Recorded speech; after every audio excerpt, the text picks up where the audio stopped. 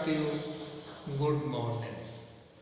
हम सब हमारी पाठ्य पुस्तक स्पंदना के अष्टम पाठ्य कर्मयोगी स्वामी केशवानंद नामक पाठ को पढ़ रहे हैं।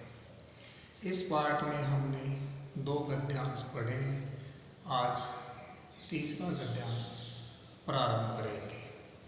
तो इस तीसरा गद्यांश को पढ़ने से पहले हम पुनः हमारे द्वारा पढ़े हुए दोनों गद्यांशों के बारे में एक बार फिर से पढ़ें। तो आओ सबसे पहले हम पहला जो हमारा गद्यांश था उसके बारे में चर्चा करते हैं। तो केवल हिंदी में। स्वामी केशवानंद का जन्म पौष माह में विक्रम संवत 1940 में सन 1883 ईस्वी में राजस्थान के सीकर जिले के मगलुणा गांव में हुआ था। तो स्वामी केशवानंद का जन्म पौष माह में विक्रम संवत 1940 में और सन 1883 ईस्वी में हुआ। राजस्थान के सीकर जिले के एक मगलुणा गांव में स्वामी केशवानंद का जन्म हुआ था। इसके पिता का नाम ठाकुर सी ढाका और माता का नाम सहारा था। तो केशवानंद के पिता का नाम ठाकुर सी ढाका और माता का नाम सहारा था।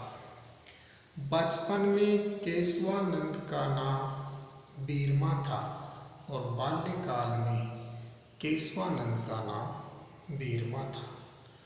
जब यह बालक लगभग 7 वर्ष का था, यानी केशवानंद जब 7 वर्ष का था, तभी एक ऊंट पर बैठकर रतनगढ़ नामक स्थान पर जीवन यापन करते हुए इसके पिता का स्वर्गवास हो गया। तो जब केशवानंद की आयु 7 वर्ष की थी, तभी एक ऊंट पर बैठकर रतनगढ़ नामक स्थान पर जीवन यापन करते हुए या अपने जीवन का निर्वाह करते हुए उसके पिता अर्थात स्वामी केशवानंद के पिता ठाकुर सी ढाका का स्वर्गवास हो गया, अर्थात वो मृत्यु को प्राप्त हो गए। तो ये हमारा पहला गद्यांश था अष्टम पाठ का, जिसके बारे में हमने पढ़ा। उसके बाद में हमारा दूसरा था पिता की मृत्यु होने के पहले से ही दरिद्रता के कारण सेठों के घरों में गेहूं, जौ आदि को पीसकर बर्तन मांजना आदि कार्यों में जैसे तैसे समय व्यतीत करते हुए इस बालक की बेचारी माता अब विधवा होने के कारण और भी अधिक विपत्तिग्रस्त हो गई थी। तो पिता की मृत्यु होने से पहले ही उनकी स्थिति दयनीय थी और गरीबी के कारण जो महाजन लोग थे, जो सेठ लोग थे, उनके घरों में गेहूं, जौ आदि को पीसना, बर्तन मांजना, उनके कपड़े धोना, जैसे तैसे करके अपने समय को व्यतीत करते हुए उस बालक की बेचारी माता अर्थात केशवानंद की माता और उसके बाद में उसके पिता की मृत्यु हो जाने के कारण, वो विधवा होने के कारण और भी अधिक विपत्तिग्रस्त हो गई थी। जैसा कि कहा भी गया है, परेशानी में समस्याएं बढ़ जाती हैं और जैसा कि कहा जाता है कि परेशानी में समस्याएं और अधिक बढ़ जाती है, अर्थात संकट के बाद में और संकट आने लगते हैं। इस समय बीरमा बालक ने गाय चराने का काम प्रारंभ किया। तो इस प्रकार की स्थिति में बीरमा अर्थात केशवानंद ने गाय चराने का काम प्रारंभ किया। उस समय के दीनहीन ग्रामीण किसान लोग और और श्रमिक वर्ग यानी मजदूर वर्ग सामंतों, राजाओं और विदेशी शासकों के 3 प्रकार के गुलामी रूपी पिंजरे में बंधे हुए थे। तो उस समय जब वो गायें चराने लगा, उस समय दीनहीन ग्रामीण जो किसान लोग थे, मजदूर वर्ग था, सामंत लोग थे, ये राजाओं और विदेशी शासकों के 3 प्रकार के गुलामी रूपी पिंजरे में बंधे हुए थे। रौरव नामक नरक के समान ही उनका प्राय जीवन था और उनका जो जीवन था वो बहुत ही कष्टमय जीवन था। यानी एक रौरव नामक रोग है जो एक नरक के समान है, उसके प्राय ही उनका जीवन माना जाता था। फिर से यह घोड़े के ऊपर फुंसी जैसा हो गया और ऐसी परिस्थिति होते हुए भी घोड़े के ऊपर फुंसी हो जाना अर्थात एक समस्या के समाप्त होने के पहले ही दूसरी समस्या का आ जाना, वह यह कि भयंकर अकाल पड़ गया। और ऐसी परिस्थिति पहले से ही कमज़ोर थी और उसी समय भयंकर अकाल पड़ जाता है, जिन्हें छप्पनिया अकाल के नाम से प्रसिद्ध हुआ। और वो छप्पनिया अकाल के नाम से प्रसिद्ध हुआ, ऐसा माना जाता है कि बहुत ही भयंकर या भयानक अकाल के रूप में था। विक्रम संवत 1956 के उस भीषण अकाल में प्राण दान करना भी दुर्भर था और इतना भयानक अकाल माना जाता है कि लोगों के प्राणों की रक्षा करना भी कठिन हो गया था। चारों दिशाओं में न तो पानी था, चारों दिशाओं में न तो पीने योग्य पानी था, न ही अन्न था और न खाने के लिए अनाज था, और न ही घास और पशुओं के लिए न घास और चारा था। केवल भूख और प्यास का अखंड साम्राज्य तथा प्राणियों की चीख पुकार थी। जब चारों तरफ देखा जाए तो केवल भूख और प्यास का अखंड साम्राज्य था तथा प्राणियों की चीख पुकार की आवाज़ें सुनाई देती थी। केवल एकमात्र सहारा था, वो ये था खेजड़ी के पेड़ों की छाल, जो हमारा राष्ट्रीय वृक्ष है खेजड़ी, समी के नाम से भी जानते हैं, उनके पेड़ों की छाल और भरूक नामक घास को खाकर मनुष्य जैसे तैसे प्राणों की रक्षा कर रहे थे।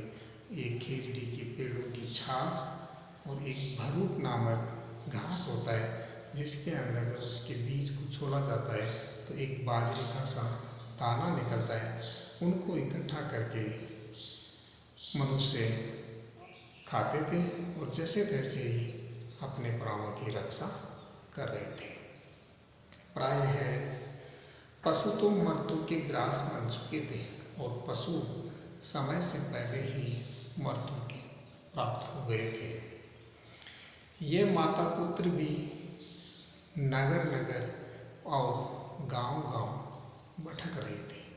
तो केशवानंद और उनकी माता सारा गांव गांव नगर नगर भूख और प्यास से व्याकुल होकर अनेक परेशानियों का सामना करते हुए इधर उधर भटक रहे थे। तो इस प्रकार से हमारा दूसरा गद्यांश था। आज हम हमारा जो तीसरा गद्यांश है इसके बारे में पढ़ेंगे।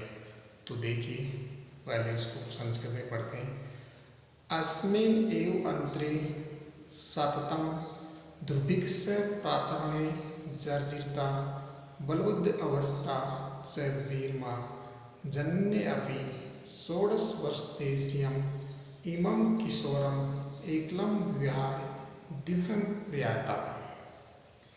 तदनन्तरम् अकेलः अपि सन् ऐसार संसार दुख दवानलय द्वितीये क्षितप्यास अति वीरमा उत्तरस्यां दिशि अज्ञाते पति अहिंडमाने पंजाबे फिरोजपुरम प्राप्त है।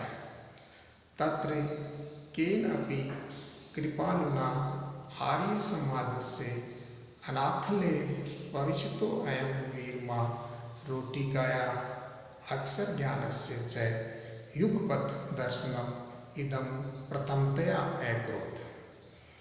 अयम् एव एकस्य पशुचारकस्य महापुरुषत्वं प्रति यात्राया प्रस्थानबिन्दुः आसीत्। अत्र तस्य हृदि संस्कृत अध्ययने इच्छा अनिकुलिता जिज्ञासतः सति कथितं यत् जातस्य तव संस्कृतं कव सुलभम। तो पहले इसका जर्जरता शब्दार्थ के बारे में बात करते हैं। तो जर्जरता यानी क्षीणा, बलवद अवस्था, अत्यंत या अवस्था, 16 वर्ष देशीयम, 16 वर्ष यानी 16 वर्ष, एकलम एकाकिन, विहाय छोड़कर, दिवम परलोक, प्रियता चली गई। एकलय अकेला ही ऐसार संसार की दुख रूपी दवाग्नि जिसका साथी हो, कुशित प्यासित भूख और प्यास से पीड़ित अहिंद माने भटकता हुआ युगपत् एक साथ इदम प्रथमतया पहली बार पशुचारक चरवाहा प्रस्थान बिंदु, प्रारंभिक बिंदु हृदय में अंकुरिता उत्पन्न हुई। तो इस प्रकार से इसके शब्दार्थ हैं। तो देखिए अब इसका इंडियन करते हैं। अस्मिन् एव अंतरे सततम दुर्भिक्षे प्रात्रणे जर्जरिता बलवद अवस्था च वीरमा जननी अपि 16 वर्ष देशीयम इमं किशोरम एकलम विहाय दिवम प्रायता। इसी बीच में निरंतर अकाल की पीड़ाओं से क्षीण और अत्यंत अस्वस्थ वीरमा की माता भी लगभग 16 वर्ष की इस युवक को अकेला छोड़कर स्वर्ग लोक चली गई। तो इसी बीच निरंतर अकाल की पीड़ाओं से क्षीण होकर और अत्यंत अस्वस्थ वीरमा की माता भी लगभग 16 वर्ष के इस युवक को अकेला ही छोड़कर स्वर्ग लोक चली गई, अर्थात मृत्यु को प्राप्त हो गई।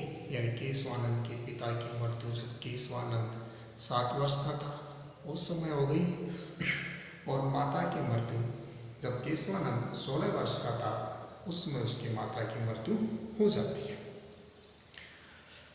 तदनंतरम अकेलो अपि सन ऐसार संसार दुख दवानल द्वितीय क्षित व्यापसित वीरमा उत्तरस्वयं दिशि अज्ञाते प्रति आहिन माने पंजाबी फिरोजपुरम प्राप्त है। उसके बाद अकेला होते हुए भी ऐसा संसार का दुख रूपी दवा अग्नि ही जिसका साथी था, भूख और प्यास से पीड़ित वीरमा उत्तर दिशा में अज्ञात रास्ते पर भटकते हुए पंजाब में फिरोजपुर पहुंच गया। तत्र केन अपि कृपालुना आर्य समाजस्य अनाथालये प्रविष्टोऽयं वीरमा रोटिकाया अक्षरज्ञानस्य च युगपद्दर्शनम् इदं प्रथमतया अकरोत्। वहाँ किसी कृपा करने वाले के द्वारा आर्य समाज के अनाथालय में प्रवेश कराए गए इस बालक ने रोटी और अक्षर ज्ञान का एक साथ दर्शन पहली बार किया। अयम एव एकस्य पशुचारकस्य महापुरुषत्वं प्रति यात्रा प्रस्थान बिंदु आसीत्। यही एक चरवाहा का महापुरुषत्व की और यात्रा के प्रारंभ का बिंदु था। अत्र तस्य हृदि संस्कृत अध्ययनम इच्छा अंगीकृता। यहाँ उसने इसके हृदय में संस्कृत के अध्ययन की इच्छा उत्पन्न हुई। जिज्ञासिते सति कथितं यत् चाकवस्य तव संस्कृतं कव सुलभम। तो यहाँ इसके हृदय में संस्कृत के अध्ययन की इच्छा उत्पन्न हुई। जिज्ञासा होने पर कहा गया कि तुम जाट के लिए संस्कृत सीखना सरल कहाँ है, लेकिन कहा गया तुम जाट के लिए संस्कृत सीखना सरल कहाँ है। तो ये हमारा इसका हिंदी अर्थ था। एक बार फिर से देखिए। इसी बीच में निरंतर अकाल की पीड़ाओं से क्षीण और अत्यंत अस्वस्थ वीरमा की माता भी लगभग 16 वर्ष के इस युवक को अकेला छोड़कर सावरलोक को चली गई। तो इसी बीच निरंतर आकार की पीड़ाओं को सहन करते हुए अस्वस्थ वीरमा की माता भी, वीरमा की आयु जब 16 वर्ष की थी, तो अपने पुत्र को अकेला ही छोड़कर सावरलोक को चली गई, अर्थात मृत्यु को प्राप्त हो गई। उसके बाद अकेला होते हुए भी ऐसा संसार में, यानी जिसका संसार में कोई नहीं हो, का दुख रूपी दवा अग्नि ही जिसका साथी था, यानी दुख ही उनका साथी था। भूख और प्यास से पीड़ित वीरमा उत्तर दिशा में अज्ञात रास्ते पर भटकते हुए पंजाब में फिरोजपुर पहुंच गया। तो इस प्रकार से भूख और प्यास से पीड़ित वीरमा उत्तर दिशा में अज्ञात रास्ते पर भटकते हुए पंजाब में फिरोजपुर पहुंच गया। वहाँ किसी कृपा करने वाले के द्वारा आर्य समाज के अनाथालय में प्रवेश कराए गए इस बालक ने रोटी और अक्षर ज्ञान का एक साथ दर्शन पहली बार किया। यही एक चरवाहा का महापुरुष त्वम की ओर यात्रा के प्रारंभ का बिंदु था। यहाँ उसके हृदय में संस्कृत के अध्ययन की इच्छा उत्पन्न हुई। जिज्ञासा होने पर कहा गया कि तुम जाट के लिए संस्कृत सीखना सरल कहाँ है। तो इस प्रकार से इसका हिंदी अर्थ था। तो हमारा जो तीसरा गद्यांश था वो इस प्रकार से था। आगे जो भी है उसके बारे में हम कल पढ़ेंगे और इसको अच्छी तरह से पढ़ना है। और इससे हमें केशवानंद नामक पाठ से हमें यह शिक्षा मिलती है कि निरंतर कोशिश करने वालों की कभी हार नहीं होती, चाहे उनके सामने कितनी भी समस्याएं क्यों ना आ जाए। धन्यवाद।